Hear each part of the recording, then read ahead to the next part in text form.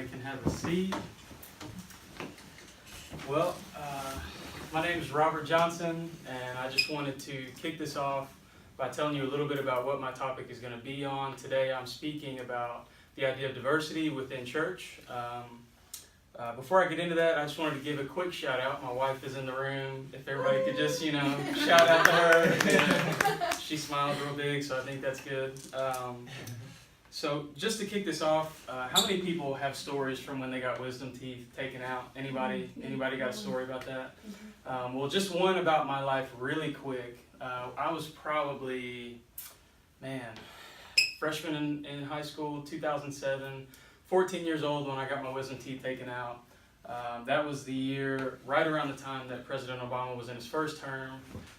And so, like a lot of people, they put me under when I got my teeth removed. And you expect a 14-year-old boy to come out talking about a lot of different things, right?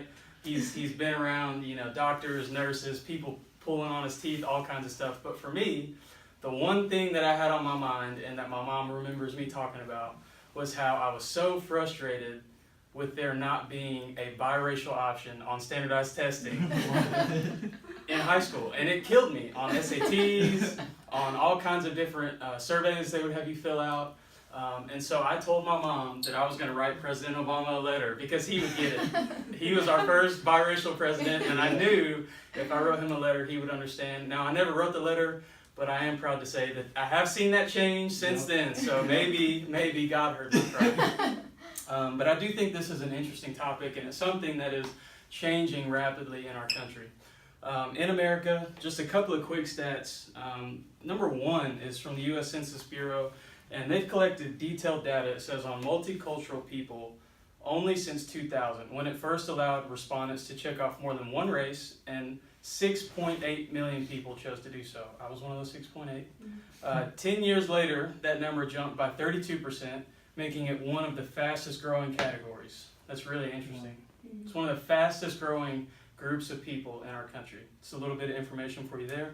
Another stat says immigrants and their U.S.-born children now number approximately 86.4 million people, or 27% of the overall U.S. population, according to the 2017 Current Population Survey, or CPS.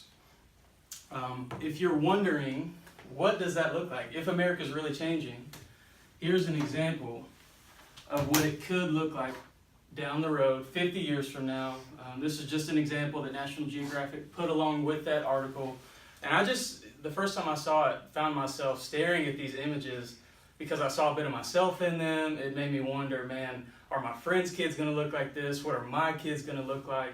And then you think, when I travel and I go to other parts of the country, I live in the South, all of us here live in the South. You go to California, you go to New York, you go to some of these places that are a little further down the road. This has already happened. We're living in the past, in a sense, here. Next, I think it's important to know just that diversity does make us better. I've already told you guys that I'm biracial, but I grew up in a very diverse family as well. My dad was black, mom's white. I had a full white sister through my mother, a full black sister through my dad. And I was the youngest, so they got together, had me. I'm a little mixed baby. And most of my life, my parents joked around about the idea that we should adopt an Asian or an Indian or another nationality just to really mess with people. But growing up that way, it was entrenched in me to value this. I think because a lot of times we have a lack of understanding of each other, it causes some of the racial tension we see in our country today. I think it's one of the leading issues that the church has to address if we're going to see the church progress forward like we're supposed to. I would even say being in a biracial marriage, one thing my wife and I talk about, and I think a lot of millennials and biracial couples would agree with this, we would rather take our kids to a church that shows diverse leadership from the platform than a church that has great preaching or great worship or any of those other things, because we value seeing diversity in leadership. We want our kids to grow up seeing people that look like them on the stage, leading in God's house. I think there's three main things that we have to do, just as subpoints here in this topic, to see us overcome some of the challenges in racial diversity. Some of the tension we see in our American culture today. The first one is that we have to acknowledge the differences that we see in each other. I think too many times we get caught up saying things like, I don't see color, or, we're all one race, the human race, and buzz phrases like that. And that may be true, but I think there's something special and unique about each and every one of us as human beings. Each and every one of us has a culture. And if we don't stop to acknowledge that difference, in some ways we deny the uniqueness that God has created. Yeah. We have to, secondly, ask questions. So acknowledge the differences. Secondly, discover more. What is it about your culture that makes you guys unique? What is it about the food that you guys grew up eating that you love so much? What is it? Can I experience something unique about your walk of life or the things you've experienced? And then the last thing is celebrate those things that we've learned. So let's overcome some of our ignorance by asking questions. Let's acknowledge the differences we see in each other. And then let's learn to celebrate the differences, because those things truly do make us better. In conclusion, I just want to quote arguably the most famous civil rights activist in American history, Dr. Martin Luther King Jr. It's Black History Month. All of us, I think, are excited about that. I know I am. See you guys celebrating that. Maybe. Absolutely. Right?